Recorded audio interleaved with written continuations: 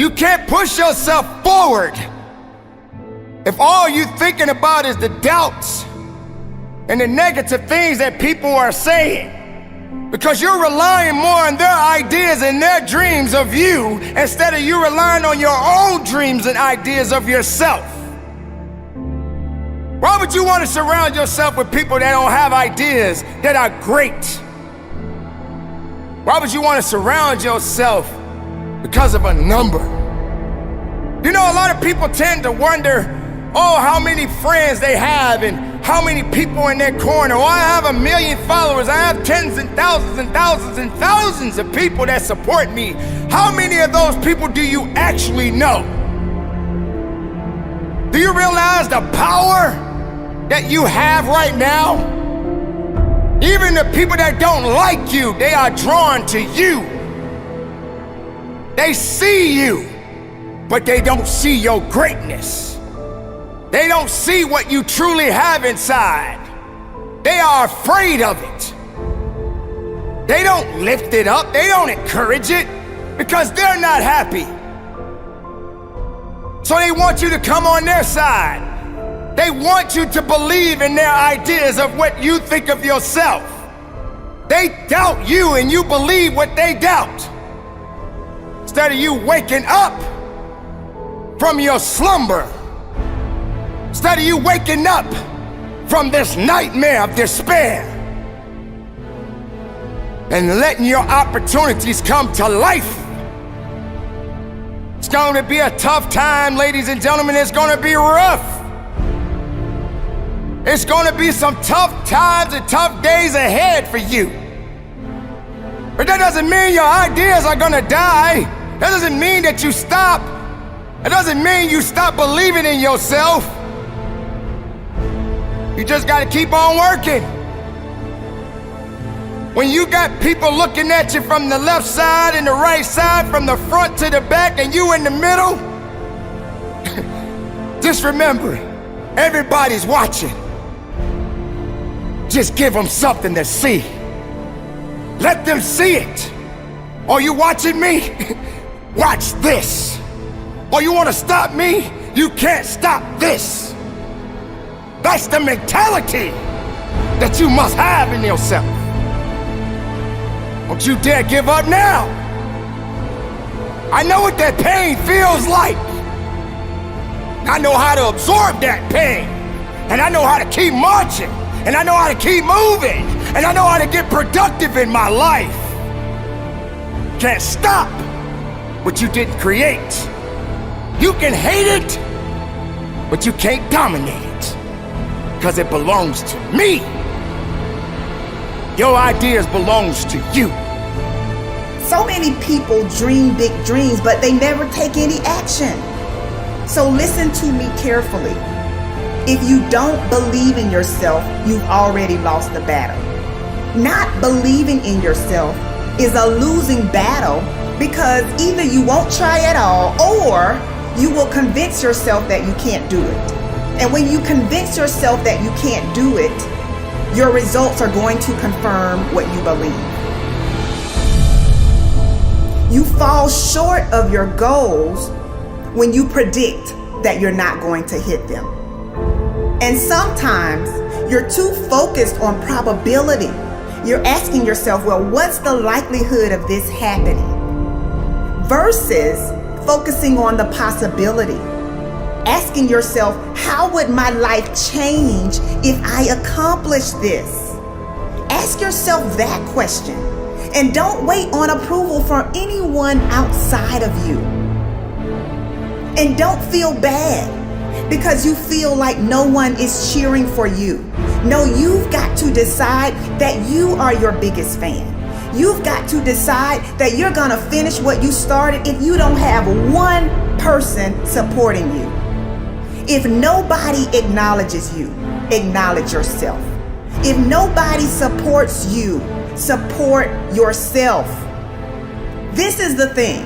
If you keep showing up, if you keep going hard, if you stay consistent through your valley moments, your results will turn those who ignored you into fans. It's not that you don't want everything that comes with the path that leads to your true potential, but you are too hung up on blaming the past and the present. You are too hung up on blaming your mom for how she treated you when you were younger. You are too hung up on blaming your teachers for how they spoke to you. You're too hung up on the shitty thing that happened to you years ago. I'm not trying to discredit your pain, but you gotta let that shit go. And because of that, you aren't able to appreciate the strength and power you have today. You aren't able to step into that power because you are choosing to justify excuses every single time you open your fucking eyes. It's time to take responsibility. Understand that you are in control of how you feel every day, what you do every day, how you act every day. So don't get it twisted.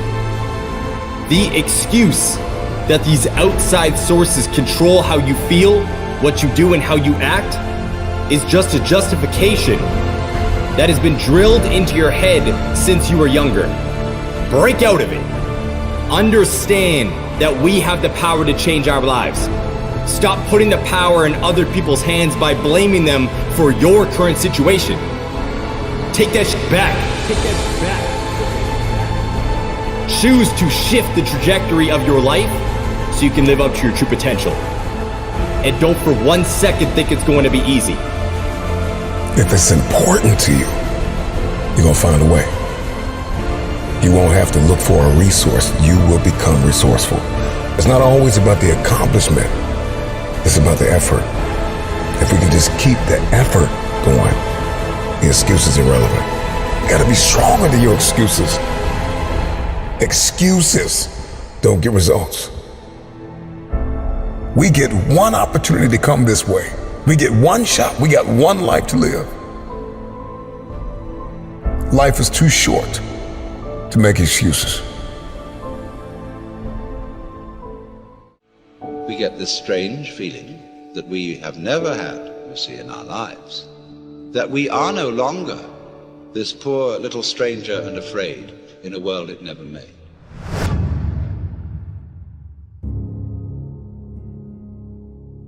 Momentum is a big thing with human beings. It's a big thing for me, at least. If I'm on a good momentum of healthy eating and exercise, I love it. I like waking up sore, pushing further. I like writing down my workouts, what I've done. And I like hitting that gym hard on a daily basis. And I build momentum.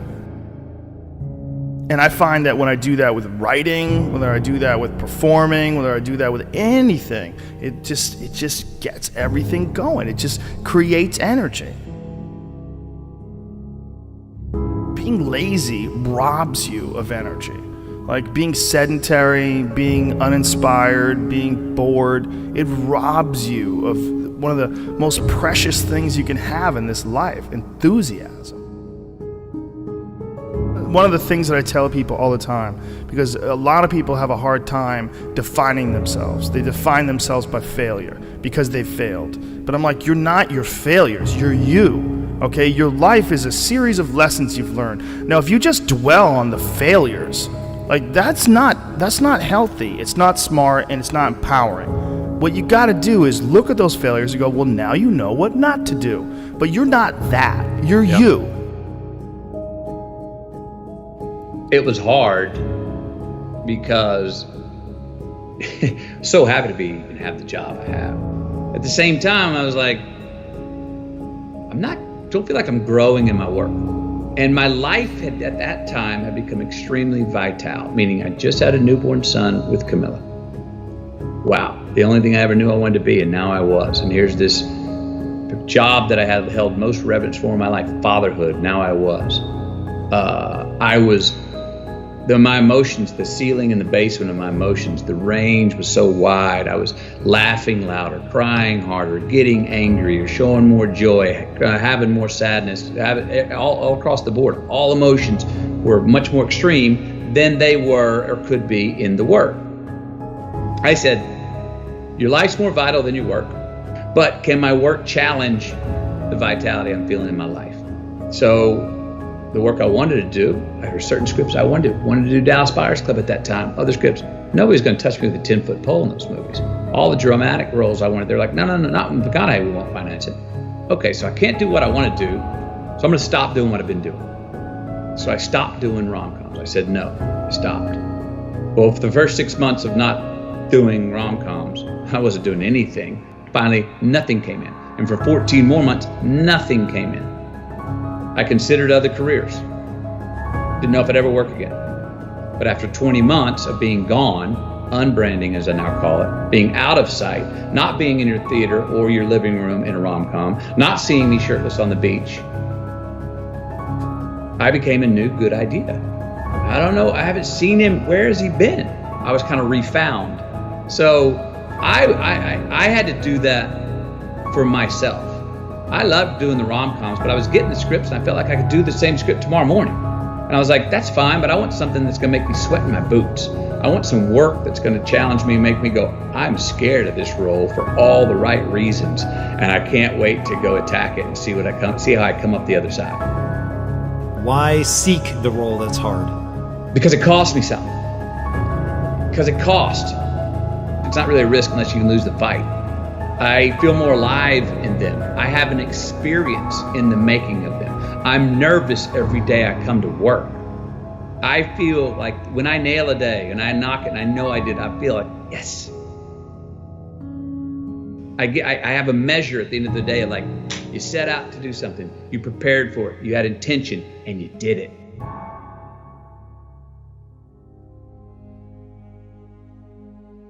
You know, there's lots of different ways to interpret the world, and you can maybe even make a case that there's an endless number of ways to interpret the world. And the problem with that is that it kind of disorients you in terms of what you should be doing. Just because there's a very large number of ways to interpret the world doesn't mean there's a very large number of productive, meaningful, and sustainable ways to interpret the world. The thing that's so interesting about the day is like a page in a book. I had one client who was spending about 45 minutes a night fighting with his young son about when to go to bed. And so, you know, they weren't having a pleasant time of it because it was just a constant battle. And that's common. Like, it's very common for parents of young children to be locked in a battle that occurs day after day. Sometimes it's around eating, sometimes it's toilet training, sometimes it's general behavioral issues, sometimes it's bedtime. It's like, okay, 40 minutes a day. So that's 280 minutes a week. So that's, let's say, 5 hours. It's 20 hours a month. It's 240 hours in a year. That's 6 work weeks. That's a month and a half. You're spending a month and a half of work weeks doing nothing but fighting with your son. Don't fool yourself. Yeah. Anything that's every day is a significant percentage of your life. You're awake, let's say, 16 hours. 5 of those hours are basically maintenance. So you got about 11, and then 7 of those are work. So now you're down to 4. And so if you're spending 15 minutes a day doing something painful and stupid, and you do it every day, it's like 10% of your productive life. Because people think backwards. They think, well, I have a vacation coming up and that's really important. It's like, no, it's not. You're only going to do it once. It's not that important. Yeah. How you treat each other at lunchtime, if you eat together every day, that's your life. Yeah. Fix that. Yeah. Get it so that the food's good. Get it so that you're happy with the people that are sitting there. Fix that. It's like, poof, 10% of your life is fixed. The purpose is to align ourselves to really make a change. So you can either be the conversation about making change, or you can be a part of the action to do it. I want to be a part of the action. I don't want to be you or beat you. I want to take this energy and apply it to myself. That's the purpose of seeing. So I come here and I look at how you maneuver. I look at your setup. I not only bow down and congratulate you, I leave and I say, yo, man, I'm inspired, dude. Joe, I can't wait in 2 years. You're going to come and you're going to see my shit. And you remember I said I was inspired, but you're going to see what I let it grow into. That's the proper way to get encouraged and motivated. Look at your circle, right? When you can merge yourself with good people and follow the paths that you see that these good, successful people have taken, you then become a part of a world and group that nobody expected you to be in. So everything else from the outside that comes in, you're throwing at a bubble that can't be popped. It's a force field around me. It's a force field around me because what really matters, loves me wholeheartedly. And when you have that and you understand that, you're unbreakable. So if you don't add to that force field, if you don't make my force field stronger, you don't get time from me. My true understanding is, all right, you got one life, and that one life, the goal for us is to live it to the best of our ability, from the beginning to what's said the end. People don't understand it's you against you. The only person that gets in your way is you. Nobody else. It's you. What I've understood is that what people are doing has nothing to do with me. I should always be a step ahead because I'm thinking differently, because I'm thinking about myself. Making myself better puts me in a position to make others better. Hard work brings great rewards.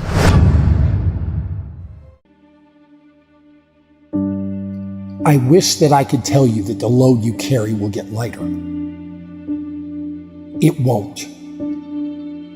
As time passes, you'll find it will get heavier. The mountain that you need to climb will get higher. The ocean that you need to cross will get wider. Trust me when I tell you that you don't want to wait. Indecision is a decision. A decision to fail, a decision to waste your potential. Time won't wait for you. Time doesn't wait for anyone. The clock keeps ticking in life. There are no timeouts, no breaks, and no rest stops. Remember something else, that if plan A doesn't work, there are 25 other letters in the alphabet. This isn't 3 strikes and you're out. This isn't baseball, it's the real world. And that means there's no limit on how many times you're allowed to try. The only time your dream dies is when you decide to quit. You need to be ready for what's to come. When the darkness sets in, when you feel like you can't take another step forward, believe in yourself. You will keep going, you will persevere. You will weather the storm. Trust in yourself, the kind of trust a bird has. You see, the bird doesn't put its trust in the branch. It puts its trust in its own wings, so when the branch breaks, it can still fly. Again, you can weather any storm. You can withstand anything the world throws at you. Remember that the safest path brings the least reward. Stop being afraid of what could go wrong and start believing in what could go right. There may be a million reasons you're afraid to follow your dreams, but that doesn't mean you shouldn't go after what your heart desires.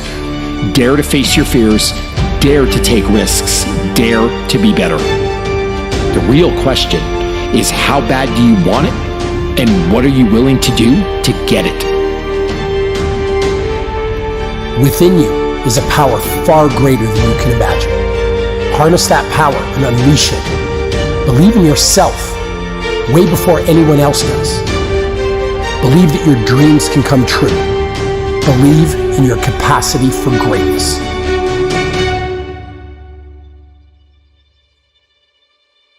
Success isn't about greatness. It's about consistency. No one's born great. You don't get to choose how you start in this life, but you do get to choose what you do. We all have a choice when it comes to building our future. If you show up day after day and work hard, if you give your full effort, if you leave nothing on the table, then greatness and success will come.